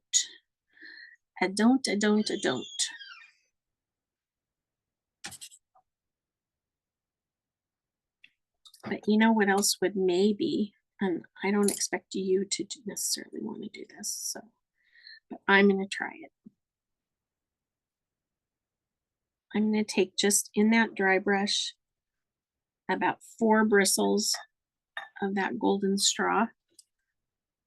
And I'm just going to take a little bit of that yellow, just so it looks like that light is kind of kissing down and reflecting because it's snowy and kind of icy. And I might put just a little bit in here to give it some light.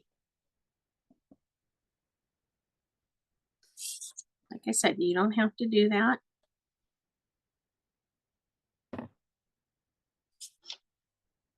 But I like that kind of warm glow. And, you know, there's this guy who kind of made his life's work about putting warm and cool tones together to make things glow. And he made a lot of money. And Thomas Kincaid, you know, that's what his whole thing was, is he made his light so nice and golden and warm. And the rest of his paintings are very cool in color and tone. And so he made a nice living with that. And with a little bit of washi lamp black, and I mean washi, not a lot of paint at all, you can kind of firm up some of those little lines that might need a little bit of definition, like maybe on the outside of the sashing around the door. If you're anything like I am, it's almost like it's adding a little bit of a shadow, not really a line. And it will just help to sharpen that stuff up. I brought too much of a little highlight on the top of the door. So I'm going to run that line across there. I'm also going to run a line like that. I'm going to make this corner a little more square. And then I'm going to run that washi line across the top just to deepen it a scooch so that it looks a lot more square. And that will help to give it a little more oomph.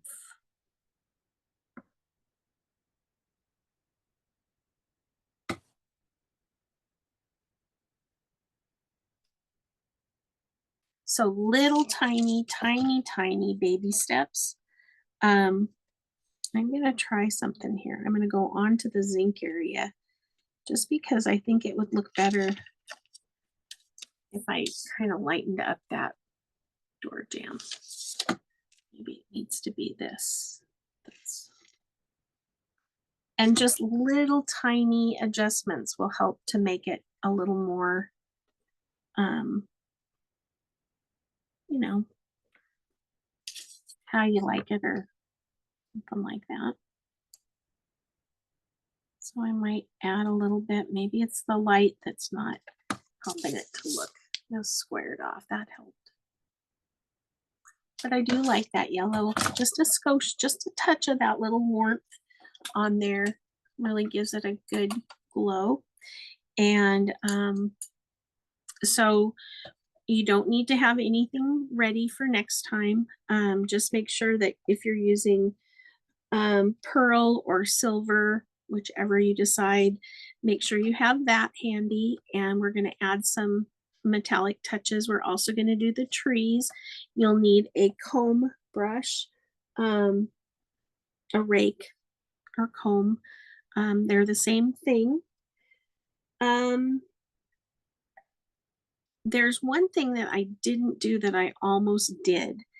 And let me show you, because if I think it would look really pretty, but I didn't want to put it on the pattern because it's so fussy even for me. With my liner and a little Snow White I thought it'd be kind of pretty to just take, hold on and I'll explain this further.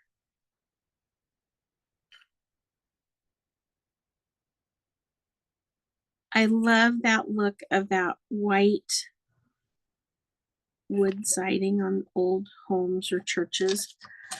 And so this way you can see the two sides. See how it's kind of, you can see that siding a little more. All I did, and I didn't do a curve to it, I just took my liner brush with Snow White and I went just a brush width on the outside. And it's not, like I said, it's not a curve. I'm just going out onto the background a little bit to draw a little attention to it. And that will help to make it look like it's got those individual little pieces of siding. So fussy, but I think it adds to the charm of it a little bit and gives it a little bit of the detail that I like. But it's up to you on yours what you want to do. But and then just straighten up some of those little things. But remember, baby steps. You don't want to redo a whole bunch of stuff. So that's where I'm going to stop it. I'm going to maybe do a little more because that could be some snow. And hopefully this is, it's been, you've learned something about getting something nice and true and straight and using that ruler and stuff. But any questions about what we've done so far?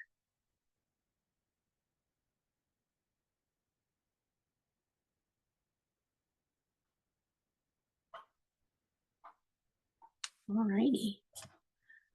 Well, I know that you're probably still working feverishly. I do have a question. Yeah. Would a filbert grainer work? Yep, Okay. same thing. So what makes a rake or a comb or a grainer?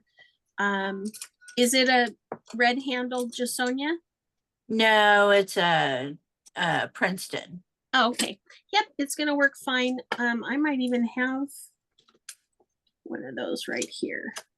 I've used a lot of different comb, rake, grainers, whatever you want to call them, because of my Santas. And my favorite was the old Athena ones that Cheza used when she came over.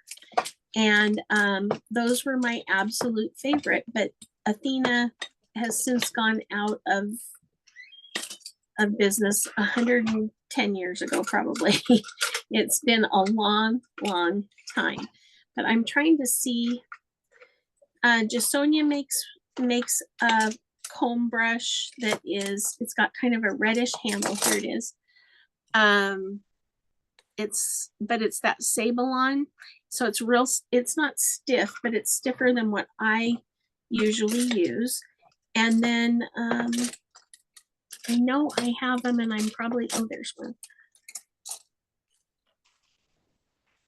Yep, this is the Princeton Select grainer. This one is probably my favorite. But what makes a brush a comb or a filbert, or not filbert, a comb or a grainer or whatever, is the fact that you can use them and abuse them to get, it's like holding a fistful of liner brushes. So this is sealed, is all.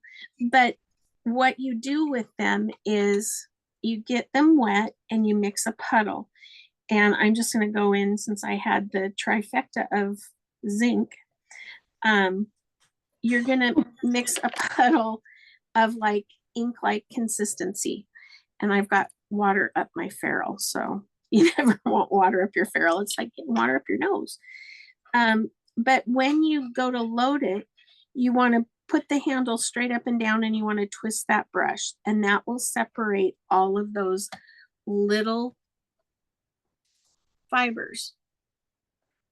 So that when you go to make, whether it's a tree, now I got rid of too much of the water. I talk too much. What's funny is I'm friends with some of my high school teachers on Facebook, and I'm always afraid that they're going to say, you still talk too much. No, I didn't really talk a whole lot. So, but you can see it keeps them separate. And so if I'm doing a Santa beard, it's a great way to start that process with those colors and then start adding in some of those lighter colors over top. And before you know it, you have the beard come through. And that's a very oversimplified way of doing that. But it's nice to have that extra, you know, fistful of it's full of friends there. So before we head out, and if you don't want to see, I don't want you to feel pressure or anything, but I did show at the very beginning some of the people who came in early what I've been working on for different things for this month. One of them is going to be a new gallery box piece, and one of the questions was, are you going to teach it in Sparkle and Shine? And the answer is no, because not everybody has it, and you guys all have one, so it's not going to be another piece. But this is a 10 by 10 board, and so this will be a separate class, and it's kind of got a real old-fashioned feel to it, and I thought he turned out real pretty, and I like the whimsy of the candy and all that. This is using the sparkle text, so it's got the sparkle text in it so that it, you know, it's real pretty and sparkly and everything. And then the other things are going to be it's a couple of gingerbread little villages. So I fell in love with the Pottery Barn look of their gingerbread, which were very simple, white with some little red touches, but not very many. And so I did this. This isn't quite finished, but it's getting close. And then I thought, oh, but it would be fun to use those Jelly Drops, the new product by Deco Art. And you can see I used them on the roof. I used them on the hearts. These look like gummies of some sort because they're dimensional. I put it in the windows. And so if these will be something that I'll do a live on where I will set the date so that you'll have the date, because it's not just these guys. These guys are fun, but they have friends.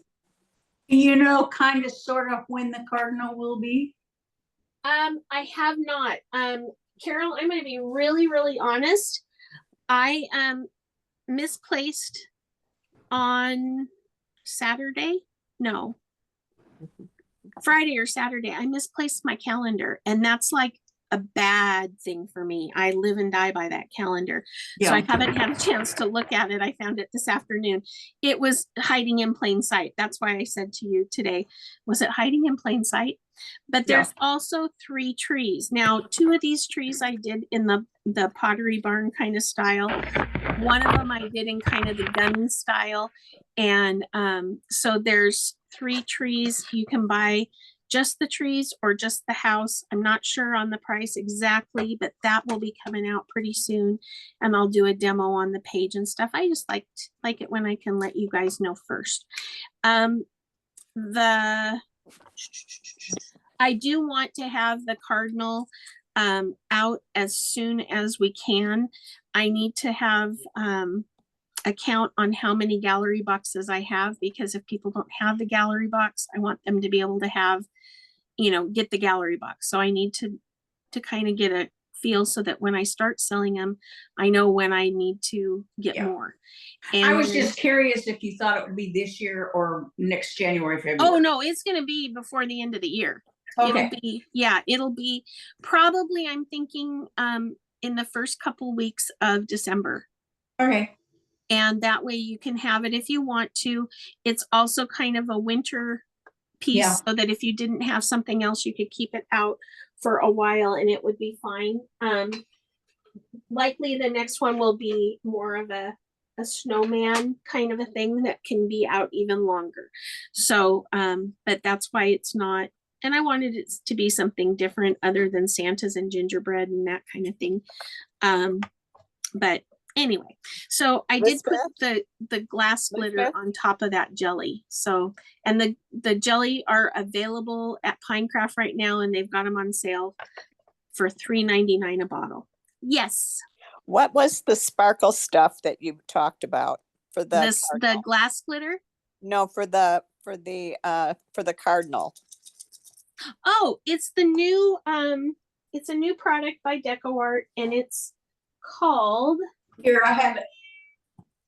I do too. It's right here. You do? Okay, hold on. Hold the phone. There it is. It's the Love Color. It's the new glitter text by Love Color. It's the Love Color line. They've got the jelly drops and all of that. I didn't see it on Doug's website for Pinecraft, but it could be that he has it. And to be quite honest, you can use just regular snow text and get an iridescent, like if you have, I prefer the Glamour Dust loose glitter. That's what I like in terms of that kind of glitter. That's what's in that snow text. So if you want to, get the regular snow text and then mix in your own glitter, it's going to do the same thing. Or you can hit it with glitter when you're done, and it will do the same thing. Okay, So- I've never used glitter, so Because I there'll can be something control. new for me. Oh yeah, and it's nice on the snow text because if you mix it in, then you're not going to have that slough off that people don't like. And yeah, so but it's a nice product, and the jelly drops are nice too, because you can make like squiggles and little things out of them and put them on like your wax palette or wax paper or plastic wrap, and you can peel them off and then glue them on other places. There are people that even glue them on their fingernails and stuff. So, it's kind of a fun product. I'm not gonna lie. I've used it now for several months. I used it when I wasn't able to talk about it, and it's just like the liquid glass. Every single time you go to use it, if it's been more than an hour, it plugs, and it's just but it's worth it. To me, it's worth it. I have a large safety pin that I keep in my drawer, and then I have a small awl. Well, I have that, and then I have this other thing, and that's what I pick out the nozzle with. So this has the stuff on it, and then this is just a cleaning tool for ceramics.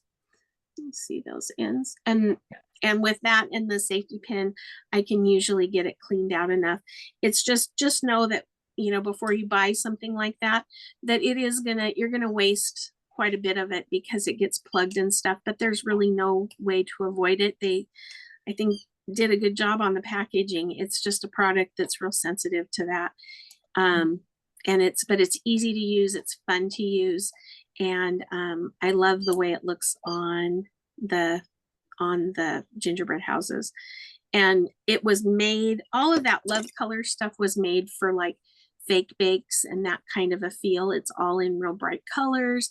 They also have the acrylic writers, which are good for doing gingerbread stuff because they have a white one. So you can get kind of a dimensional, well, it's not kind of, it's a dimensional, almost like a puffy paint, but it's acrylic. It's acrylic paint. So it's fun to use too, but that comes in a lot of colors, but that Love Color line is new. But the jelly drops, we haven't had anything like that. I mean, I did base coat with the colors, except on the roof, I base coated behind them with Snow White. And then the dots around the frame, the window frames, those were dip dots. And then I put the jelly drops on top, and those hearts are base coated, and then the jelly drops go on top. The one I'm not real pleased with is I base coated the pots purple and then used the purple jelly drops. And I think they're fine, but I just think it's too busy. I mean, or not busy, but too dark. And then the yellow in the windows I love. And I painted those with yellow behind and then put the yellow on top. Because it is perfectly transparent, and it won't, you know, if you have honey brown down, it's going to show honey brown through whatever color you put down. So it will affect that. So, Does but it that's work what I've like got new coming up. Does it work like the liquid glass? Exactly like the liquid glass. Yep. Okay. The only thing that I can tell you about liquid glass, and I can say this out loud because I've said it out loud to DecoArt before too. I love liquid glass, and it's okay over color, but please, please, please don't use it on white.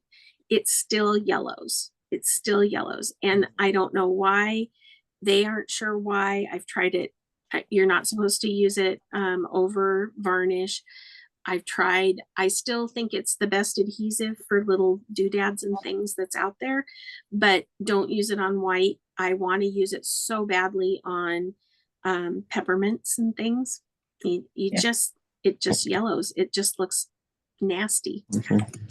So Any? Were you able to get any information on the soft touch? not part? yet. That's why I wanted to try before class, and it's not on the recording, but before class, I tried this Duraclear cream wax as a finish. It's a product they've had for a long time, but I'd never used it. I used the brown, but I kind of gave it a half-hearted test run, and I wanted to try it. And so I put it on to finish the ornaments from last week. I let it dry. I put it on with 2 coats. I got real messy with it. I left big lumps on it. I had some clumps around the edge. I let it dry though, and it is a pristine finish. You can't see any brush marks at all. And it's definitely a wax. It says to let it cure for 7 days, but without a doubt, I would use that on ornaments. It is nice. It feels so good and velvety. And then you brush it on, let it dry, and then you buff it with a soft cloth that it can make it a little bit more, give it more luster. But I gave this 2 coats, and I tested it without even curing it. I mean, it was within the hour of putting both coats on, and it still had the water bead up really nicely, like it's waxed, it's finished. So I feel pretty good about them being protected and stuff. So that's what I tried. And I, like I said earlier, when I was talking about the cream wax, it's Rosemary's last week. So I think that a lot of things are probably, not, so I haven't forgotten, and I'll continue to follow up on the email that I sent and stuff. So we can find out. And it was not on, Pinecraft's website, but 2 of the Jasonia varnishes were not on Doug's website. They're out. So I'm wondering if it's a sourcing kind of a thing, if they're having a problem getting whatever it is that they need to get. Once in a while, his stuff gets misfiled, and they say they don't have it. But then if you know where it is, you can go get it on the website. But if you just search for it, because it's not in the box where they thought it should be, it comes up blank. They did that with a couple of colors of paint a few years ago. Kept saying they didn't have that one whole section would not come up. I think it was box 23 or whatever.